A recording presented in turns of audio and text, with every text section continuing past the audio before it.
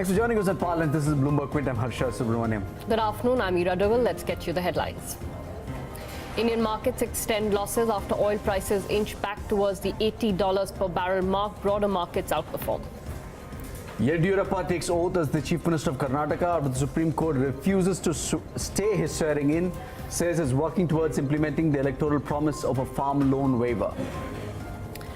The Finance Minister is chairing a meeting of all heads of PSU banks that have been put under prompt corrective action to take stock of progress made in repairing their balance sheets. Aluminium dumping from China could spoil the party in what should otherwise be a good year, says Hindalco's MD Satish Pai in an interview to Bloomberg Quint. All right, let's start with the markets. About 1/3% lower on the Sensex and the Nifty. Neeraj is here with the market check. Afternoon, Neeraj. Hey guys, afternoon. So I think the man of the match, of course, Ira will be able to throw more light on it. Reliance Communications up 25%, down 25% the other day. You know, it's a bit of a roller coaster, which most people won't be able to understand. But that actually 30%. Sorry, I stand corrected, not 25%. But that notwithstanding, there's a bit of a bounce that is coming into some beaten down names. So the likes of Titan, Tata Motors, etc. are doing well. Bogged down, of course, by what's happening to oil and gas by and large, because the market's still in the red, despite select names doing reasonably okay. From the consumption pack, HUL continues to rise and shine. So day one post results, 1% higher. Day two, about 4% higher. Adds another 1%, trading close to life highs today's HUL. So good going. But the broader end of the spectrum is marked by two themes. One, some of the gas-related names are doing really well. So Petronet, LNG, and a clutch of other names in this oil and gas space or gas pocket is doing extremely well for itself. So watch out for that. Volumes too. Look at Petronet, LNG, 12.5 million shares traded. This is way higher than what it typically does on a 10-day average basis. So some of these names are doing very well. And I don't know for what reason, but sugar stocks are making a bit of a comeback. No apparent reason. In fact, prices have only gone down further. This would be, what, a 25% cut from the levels of 31, 32 that they were trading at. But all of the sugar names are up and about. In fact, the center yesterday mentioned that there will not be any kind of sugar import ban as well that will be levied. So no news, no good news apparently. But all of these stocks are up and about in the session today without exception. All right, Neeraj, thanks so much. That's the markets for you. The interim finance minister Piyush Goyal is chairing a meeting of top officials of 11 public sector banks that have been placed under the RBI's prompt corrective action framework. This meeting comes against the backdrop of at least two of those banks being given even tougher strictures to adhere to by the Reserve Bank of India in the last week or so, including one bank, Dena Bank, being asked to stop lending. Nikunj Ori is joining us on the phone line from Mo. Nikunj, do we have a sense of what's on the agenda? Yeah, so what's on the agenda is these banks will have to show that the measures they've taken to improve their capital adequacy norms and what their performance has been since they were put under the prompt corrective action framework of the RBI. The meeting is currently being chaired by Finance Minister Mr. Piyush Goyal, and there's one joint meeting of all banks together, and these banks and finance ministry officials will meet each bank individually as well. So this meeting is expected to end by the evening. Over to you. Nikunj, is there also a discussion on, specifically Punjab National Bank? What has the ministry indicated over the past couple of days? Because that bank could potentially come under prompt corrective action and would perhaps be the largest bank to come under that framework. Right. As of now, there's no indication, and the Punjab National Bank is also not participating in this meeting. This meeting is basically restricted only for the banks, 11 banks that currently come under the PCA framework, and the finance ministry officials are meeting them individually as well. So what the stance that the government has taken as of now is they don't expect PNB to come under the PCA framework, and they expect recoveries to help the bank going ahead. Nikunj, really with that. Thank you so much indeed for joining us. B.S. Yediyurappa's first executive decision is to work towards a farm loan waiver. The Karnataka Chief Minister, who took oath today, has asked the State Chief Secretary to speak to the banks and draw up a report on the waiver. Yediyurappa's swearing in comes amidst a lot of drama, with the Congress moving the Supreme Court late last night and convincing the Chief Justice to convene a 3-judge bench to hear its plea. The judges refused to stay the governor's decision to call on the BJP leader to take oath, but has asked the Attorney General to furnish the letter submitted by Yediyurappa staking claim to form the government. Congress and GDS, of course, are already holding protests in Bengaluru, have now also planned to move their MLAs out of the state, fearing horse trading. Nishant Sharma joins us for the latest from Bengaluru. Nishant, what do we know right now?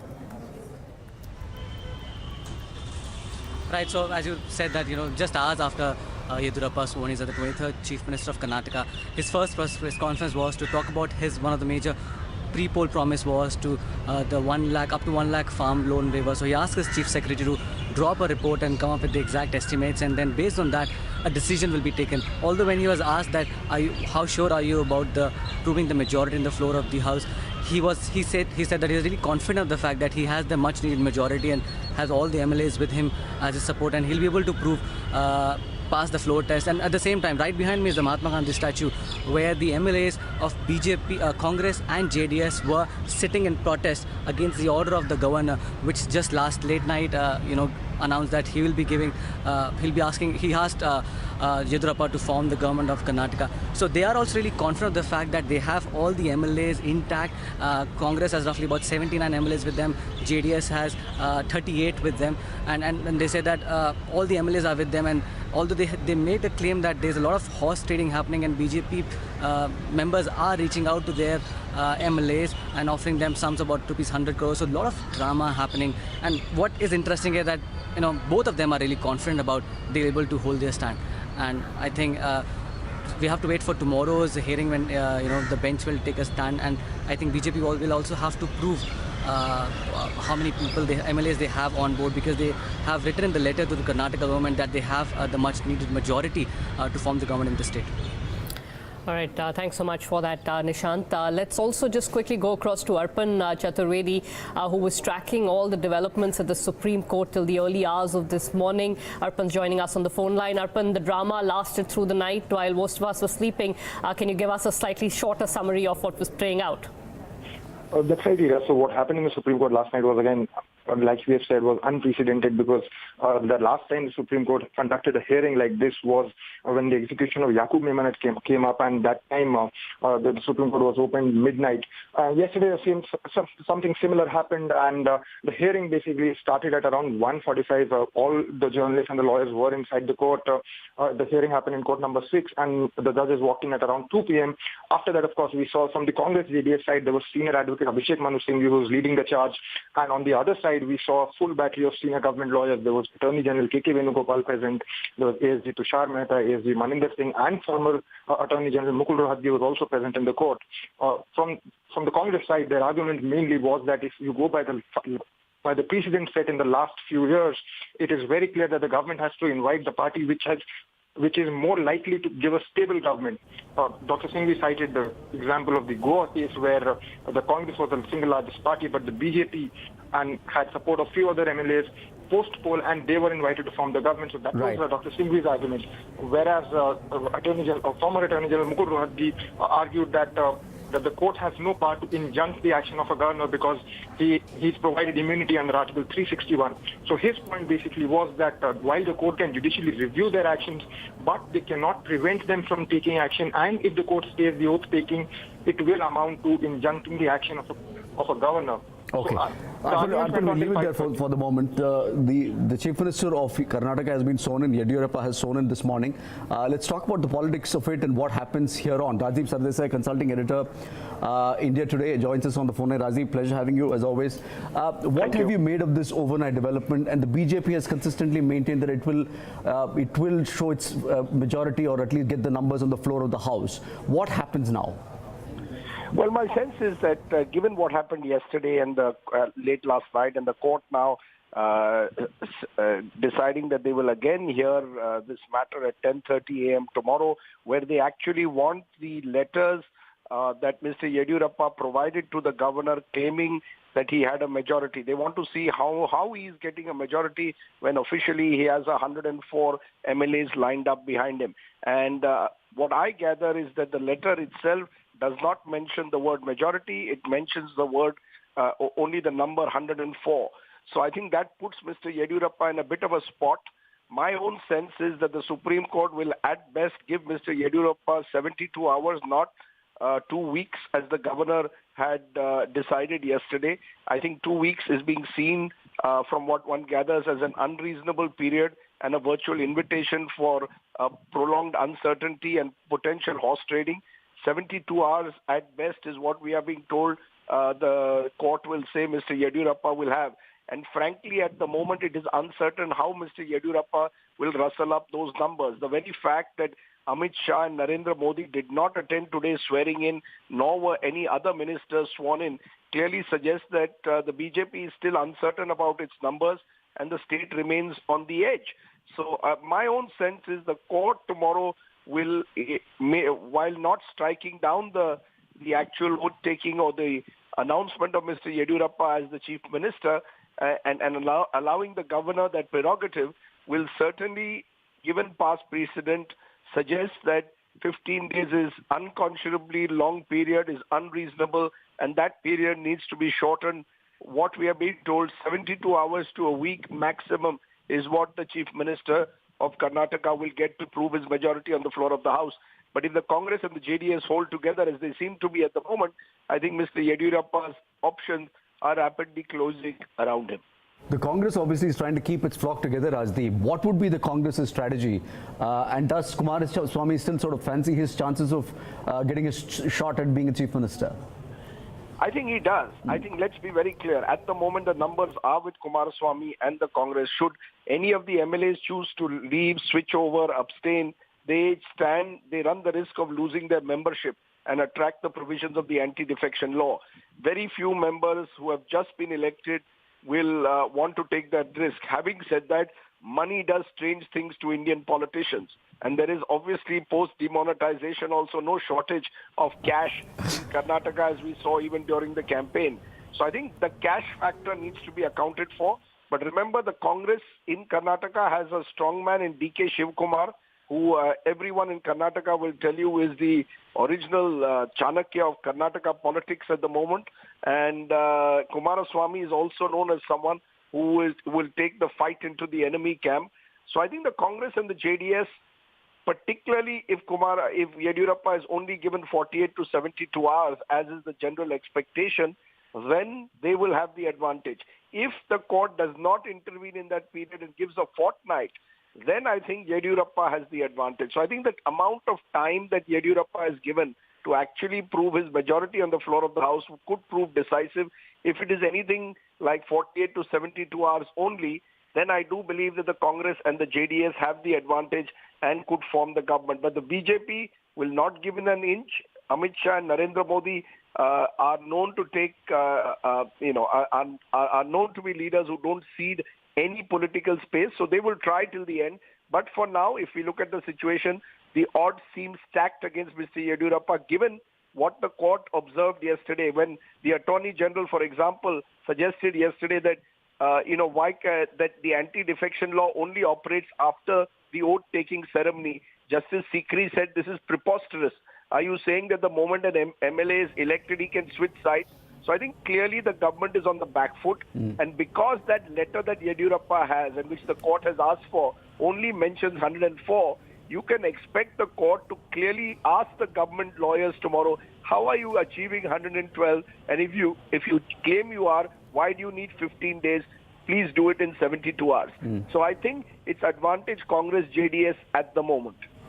Rajdeep, pleasure talking to you. Many thanks indeed for joining us. Rajdeep Sardesai, consulting editor, India Today. The situation is fluid in Karnataka. We'll, of course, keep you posted.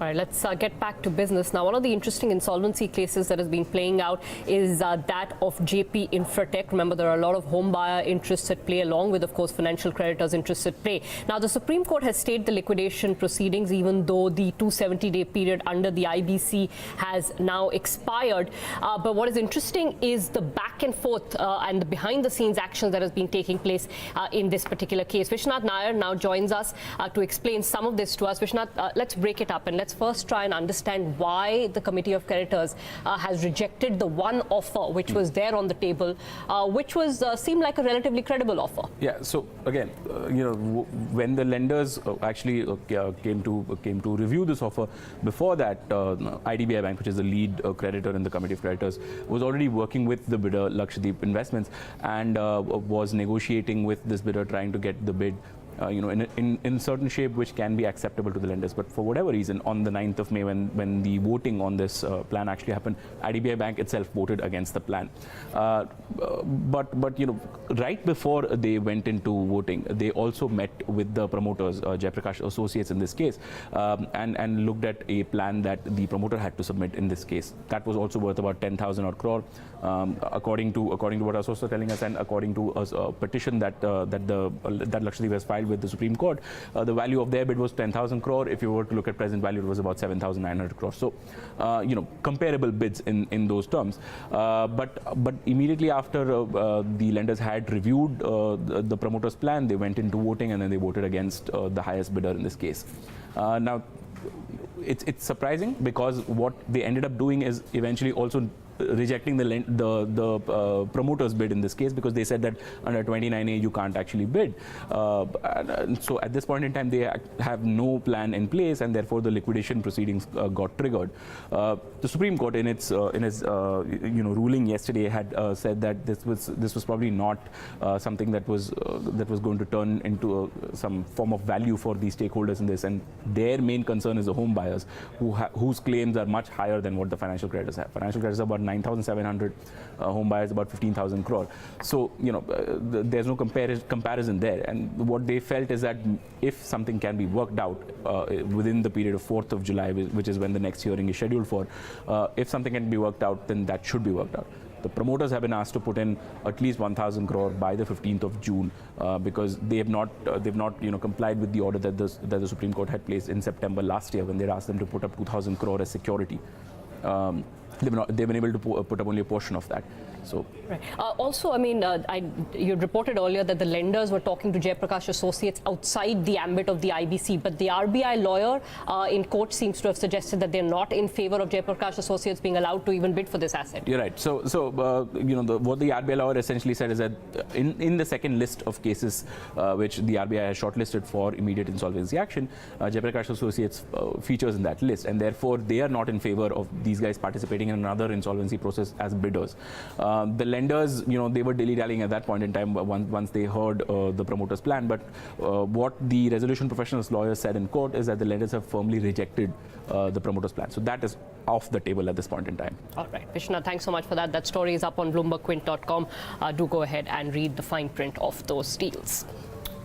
All right. The government of Maharashtra has earmarked 2,500 hectares of land in Mumbai for affordable housing. The world's second most crowded city has more than 40% of its population staying in slums. And the state government claims this move will ease the transition towards a better standard of living.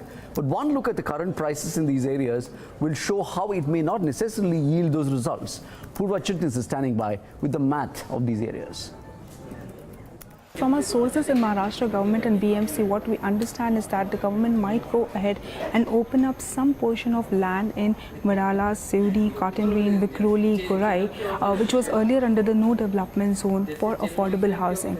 Now remember, according to the Mumbai Development Plan 2034, about 21 hectares of land, which was earlier under no development zone, was to be opened up for affordable housing, and about 300 hectares of salt pan land would also be unlocked.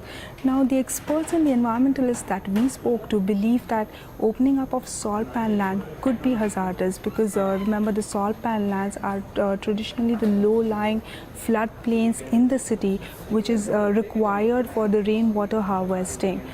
So they believe that if structures are to be constructed on this land, it might be possible that the flooding could take place in the city. But if proper planning is done on this, they do believe that the risk could be mitigated. The other question is that the 1 million affordable housing that we talk about, and if we look at the property prices of these areas, at the current market rate, they fall anywhere between 60 lakh to 1 crore for a one-bedroom apartment in these areas. So the question really arises is, what is this affordability, and since it is not defined, so for whom are we taking this affordability and for whom are we giving this affordable housing? Again, that's a very interesting read on BloombergQuint.com. Do log on. Moving on, record sugar production in India and Thailand is weighing on Brazilian mills. 9 more mills may not process sugarcane this year owing to financial problems. Prateek Parija of Bloomberg News joins us from Delhi with more details. Prateek, quite a few sugar producers are already in trouble in Brazil, isn't it? Yeah, it is because the initial output estimate from India was 25.1 million tons.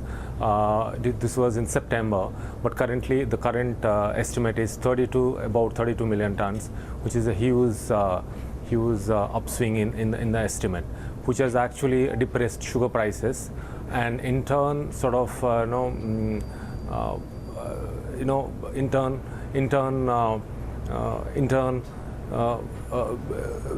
raking the Brazilian sugar industries, in the sense they are not able to raise money in the market. They are not able to raise money for cane processing. Hence, from about 330 mills, 900 mills may not process sugarcane this year. Prateek, we'll leave it there. Thank you so much, Neil, for joining us. That's the situation in the sugar sector. What's happening in India is affecting Brazilian sugar mills as well. We slip into a break on that note. On the other side, Hindalco is worried of aluminum dumping from China as protectionism rises across the world.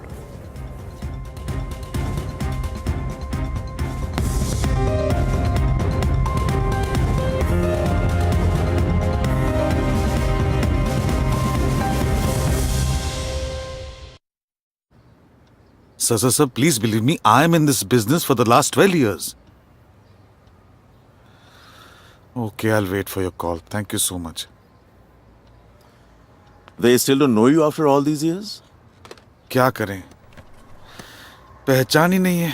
Simple solution hai. List on the stock exchange. With listing comes recognition. Investors get interested in you. And funding happens. Come on, yaar. I'm not big enough to list. Chal, let's leave. There's a stock exchange exclusively for your kind of company. NSE Merge. It's the right platform for your business. Really? Yeah. My kind of company? Exactly. Get listed, get recognized. अरे भाई, हीरे की असली परख जौहरी को ही तो होती है. चल. NSE Merge. साथ हमारा, सफलता आपकी. The SME Growth Platform from India's largest stock exchange. White shirts, कितने plain और simple. Fog scent, plain और simple white shirt को बना दे special और fashionable. Fog scent, new fashion wear for men.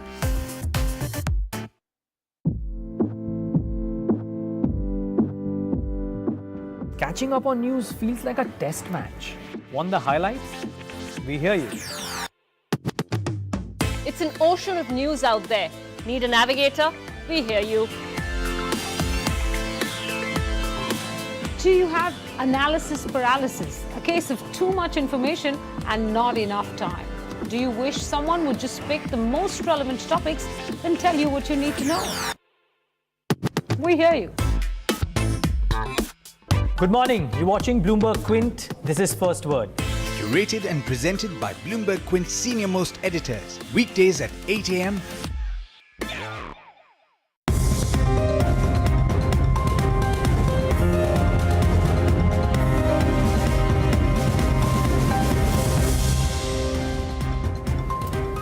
Welcome back. You're watching Power Lunch. These are the headlines. Indian markets extend losses dragged down by metal, pharma and banking shares. Nestle is looking to enter the breakfast cereal market in India, says the company's chairman and MD Suresh Narayan to Bloomberg Quint. Aluminium dumping from China could spoil the party in what should otherwise be a good year, says Hindalco's MD Satish Pai.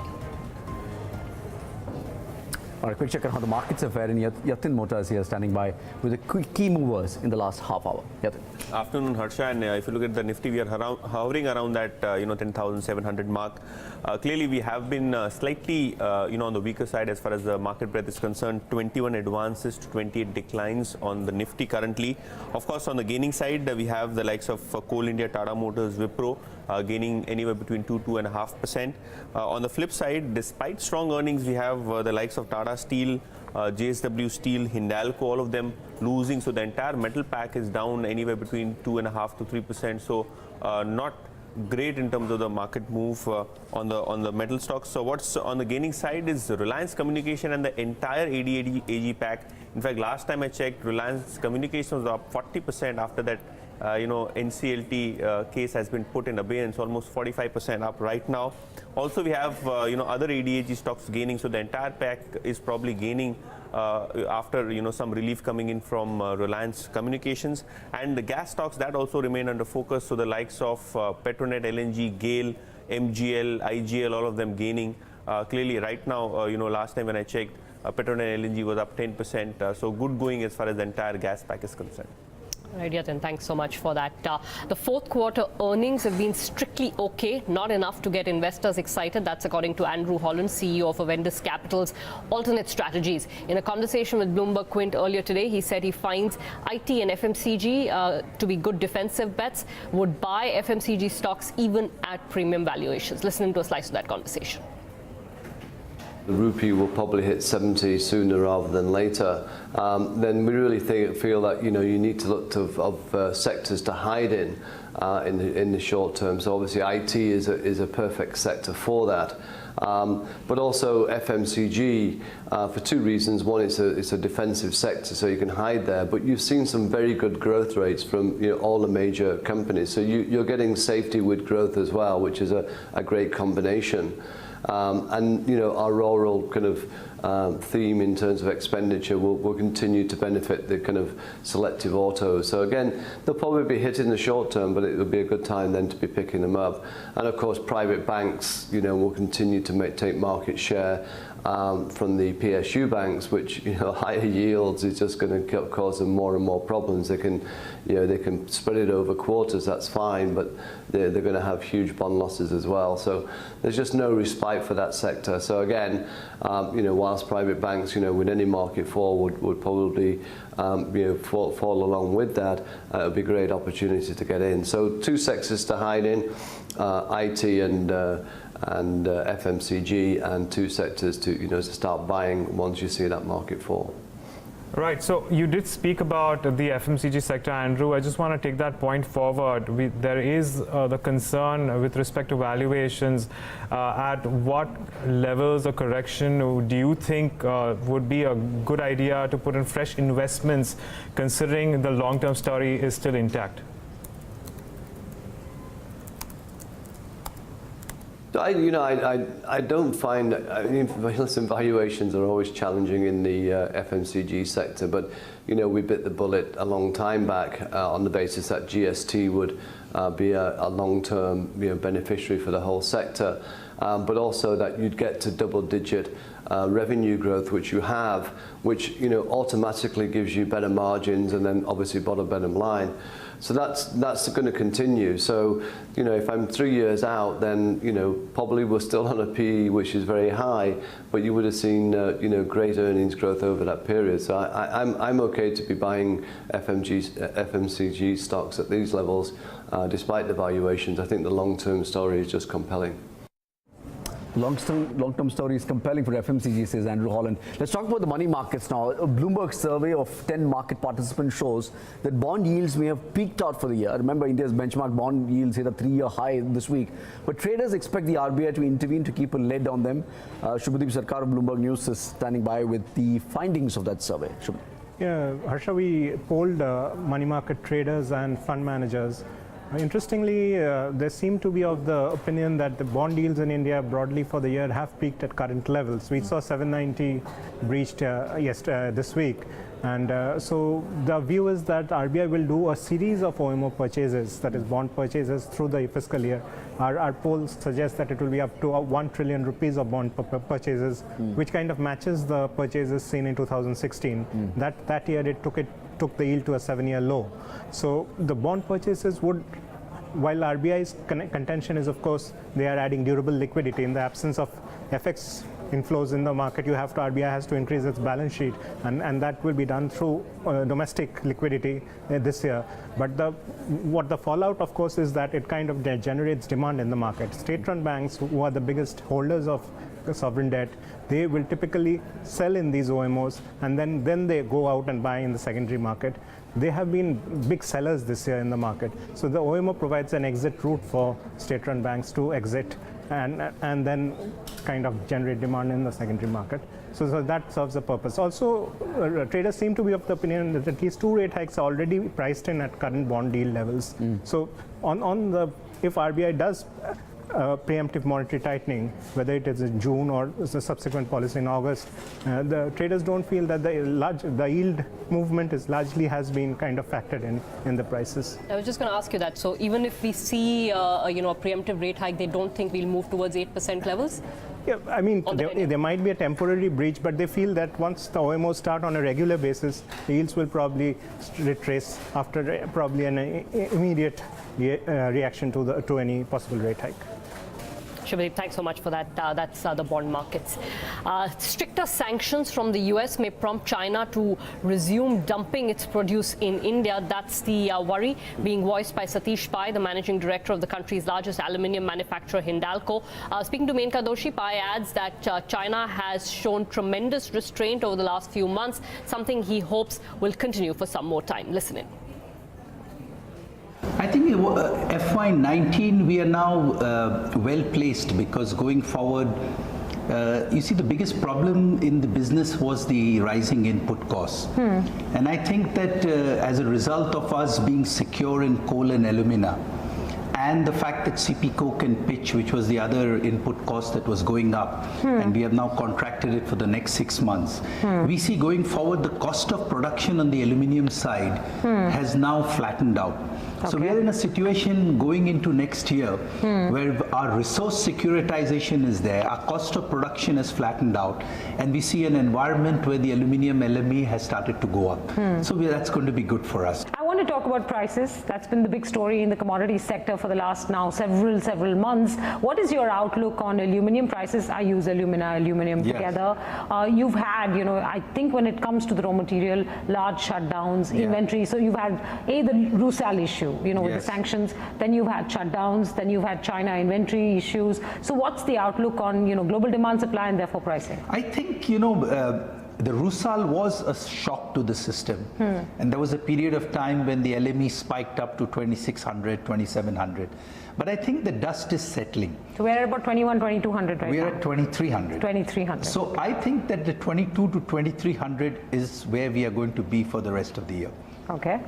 I think China is showing remarkable discipline, though I am a bit worried whether Chinese aluminium that now cannot go to the US, or is, let's say, more difficult to go to the US, will come into India.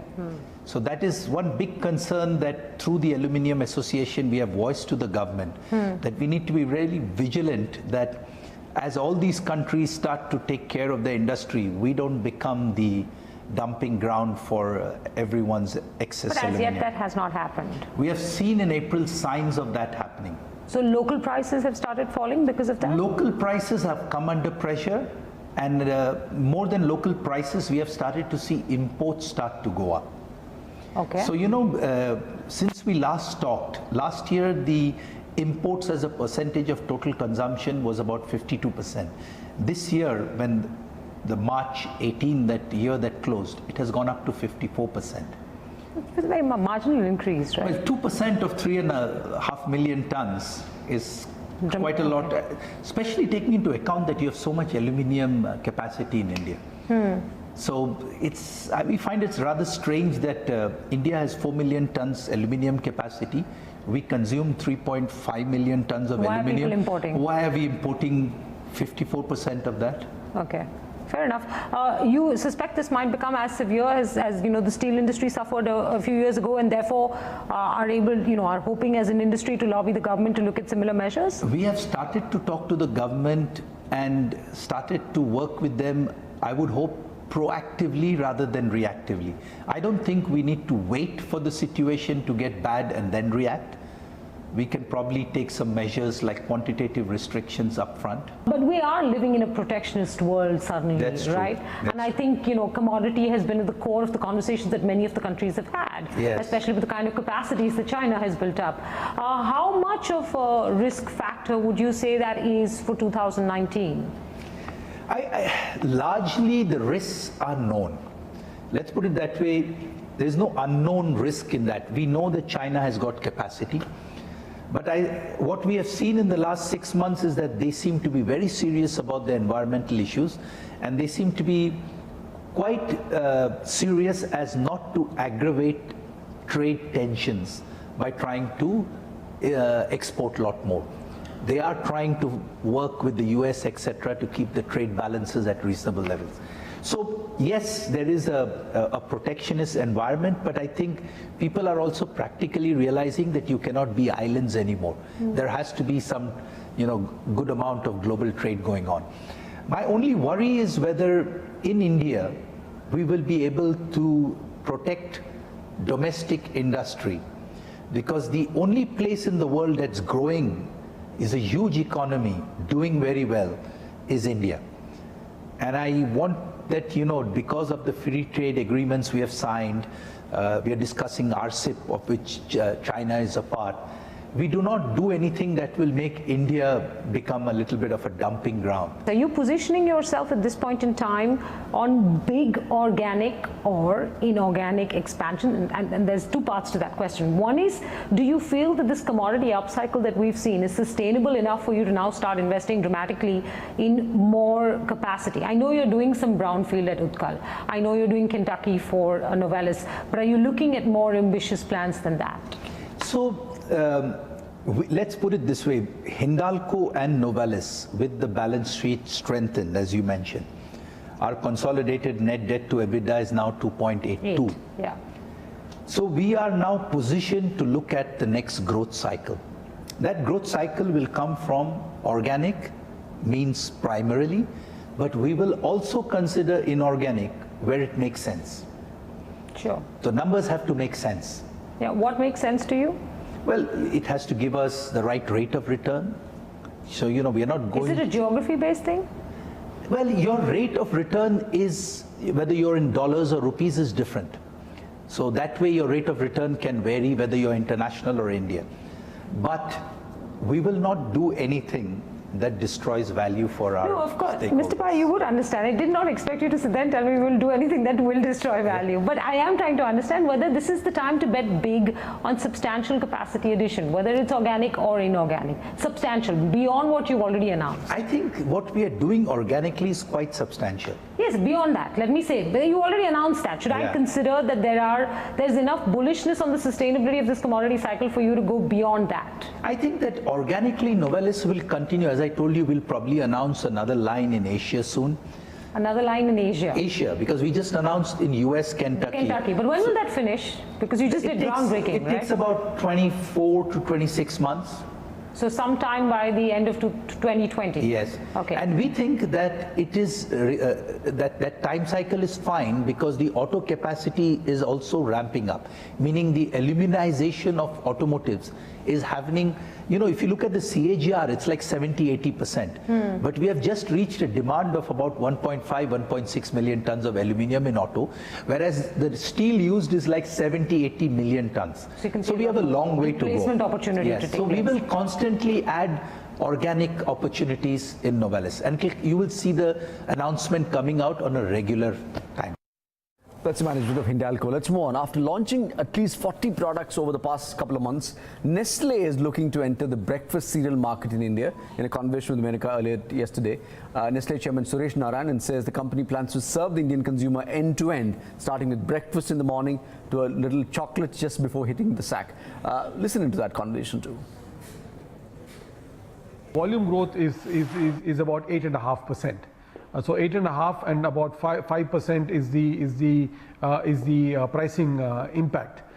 So this 8.5 has come, Menaka, across the portfolio. So I think what I am particularly pleased about and grateful to the consumers and also to the teams for enabling for Nestle is a secular growth across categories. It's not just one or two categories, but all categories that have contributed to growth. So the milks and nutrition categories have also had a fairly robust volume growth.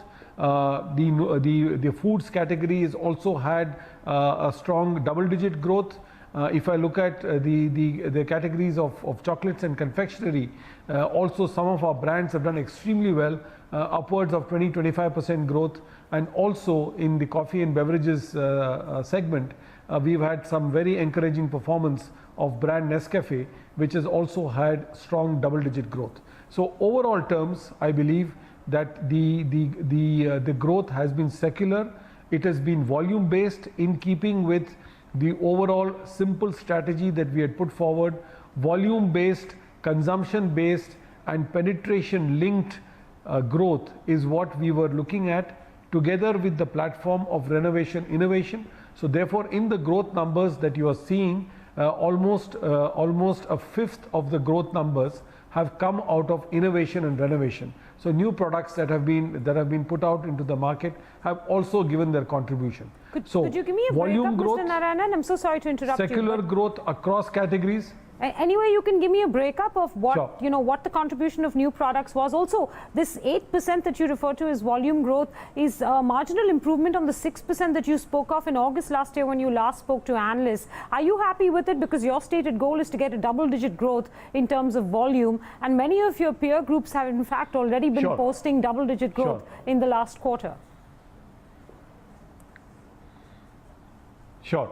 Look, I think as far as we are concerned, for us it's a mixed bag. So there are some categories of ours which are fairly mature and which are fairly stable, wherein getting a straight double-digit growth is a matter that is likely to take some time, and over a period of time you'll be getting there. There are some other categories where very clearly what we have put together, both in terms of innovation, renovation, and in terms of accelerating the pace, clearly double-digit growth has happened. So in chocolates and confectionery, in coffee and beverages, clearly double-digit growth has already happened, and also in brand Maggi and in the Maggi portfolio itself, the foods portfolio itself, double-digit growth has already happened in volume terms. So these are fairly strong, robust numbers that have been continuing over a period of time. And I think with the pace of renovation, innovation, last time also we were talking about almost a fifth of growth coming out of renovation, innovation. This time also we're talking about a fifth of growth coming out of renovation and innovation. And this is going to be a key platform for Nestle going forward in terms of accelerating the pace of growth and also improving the salience of our brands. Fair enough. Renovation, innovation, if you could explain that to me also. I think you have spoken extensively over the last several months of the 40 to 43 or 45 new launches, many of which you've already done, some of which in the pipeline. Give us a sense of how they've performed, what's to come in the quarters. For instance, you've made an announcement on the breakfast or the cereal market. What is the potential beginning market share, let's say in the 6 months or the next 1 year? What is the size of that business you estimate for Nestle? So from the product point of view, what's the outlook? Where do you see the growth coming from in the next few months from new products?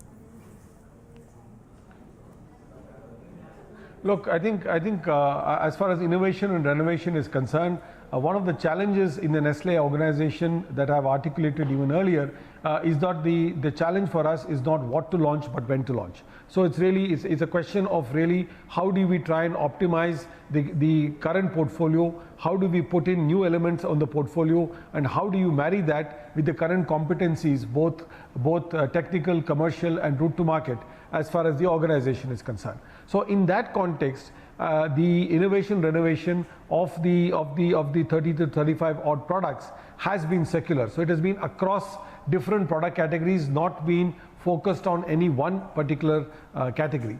That is a dimension that is likely to continue into the future as well, because indeed it is a virtuous circle. Once you find that products tend to work, then you are in a position to come up with new propositions. Now clearly the innovation and renovation game is not about 100% success. So the fact of the matter is that we have put out these products into the market. evaluations are on to see which of these are going to be the racehorses for the future.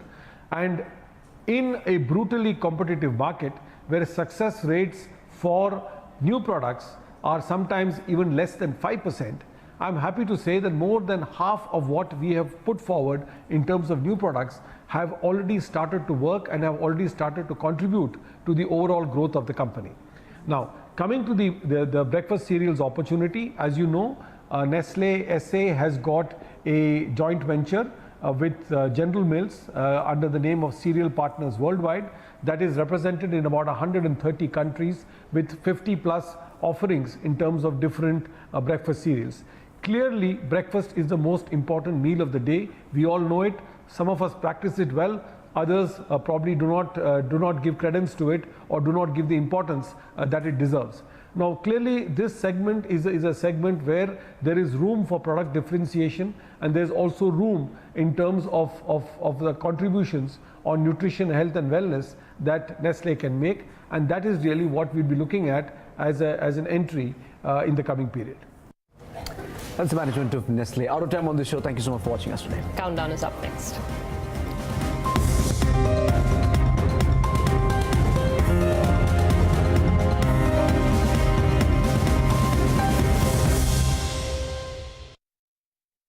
Masayoshi-san is one of the most influential deal makers of our time. This is Masa of SoftBank from Japan. Son, who goes by Masa, is considered by some as one of the most brilliant risk takers in venture capital. 32 billion for chipmaker ARM, 9 billion to Uber, 4.4 billion into WeWork. The list goes on. Others think the chief executive of SoftBank is a reckless daredevil with a spotty track record. After the dot-com crash, he lost more money than anyone has ever lost in history, $70 billion. We almost went bankrupt. And somehow I survived. But love him or hate him, he's shaking up Silicon Valley and global investing. Has Masa just been lucky, or is he actually a genius when it comes to investing in the future of technology? So, is he a genius investor? I think the jury is still out, but one thing you cannot deny, Son, is that, he certainly seems to have foresight. Bloomberg tech reporter Pavel Olpiev has been covering Masa and SoftBank for the last decade. One famous example is a few years prior to Apple's launch of the iPhone, Son was visiting with Steve Jobs in California and offered him sketches of a prototype device that combines functionalities of the iPod and a mobile phone. Knowing Apple was developing the iPhone, Jobs refused. So Masa got him to agree to exclusive rights for their product in Japan, bringing SoftBank and Masa a lot of success. This wasn't his first big business deal, however. While attending the University of California at Berkeley, he invented a digital translator and sold it to Sharp for 100 million yen, or about $1 million. Using that money, he founded SoftBank, which is a household name in Japan and airs popular commercials with Tommy Lee Jones and a dog. For a brief period during the dot-com bubble, Masa was the world's richest man before 99% of his deals failed. At the center of his reputation is one very important transaction. In 2000, he made a $20 million investment in an unknown Chinese startup called Alibaba and a young founder named Jack Ma. I could tell from the way he talked, the way he looked at, he has a charisma, he has a leadership. SoftBank's stake in Alibaba is now worth $138 billion, one of the most lucrative venture investments of all time. One could potentially be lucky. So if you assume that a track record of one is just lucky, then it certainly casts doubt on Son's ability to pick winners. Nowadays, Masa is aggressively making investments on a massive scale in tech. He invested in 100 or so startups in 2017, including two of the most valuable, Uber and Didi. With both, he uses a similar maneuver to close the deal. Son went publicly on record saying that the company is considering investing in Uber or Lyft, a not so subtle hint at take the money or we'll find somebody else who will. Masa has a distinctive deal-making style. He's known to invite founders to Tokyo for a formal meeting, followed by a meal, and then offer them a massive amount of money. And the picture that we get is that when Son comes into the room, at this point, his business people know your company through and through, and he's there to make an offer. Although he doesn't acquire controlling stakes in any of the companies and is generally hands-off, SoftBank's money still comes with one important condition. Like he told San Diego-based robot company Brain Corp, basically he wants them to reach their goal at an accelerated rate.